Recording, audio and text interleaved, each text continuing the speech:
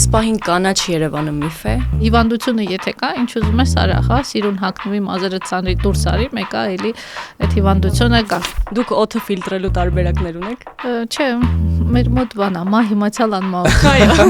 Քանի որ փոշին տեսնում ենք, զգում ենք ընդհանուր միջև քթի բերանի, հա, եւ մաշկի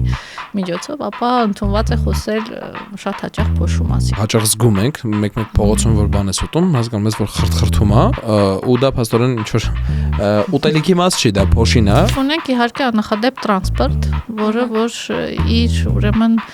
ազդեցությունն է ունենում։ Արդյոք չկա դրա լուծման ձևը, որովհետև էլ չկա օդ։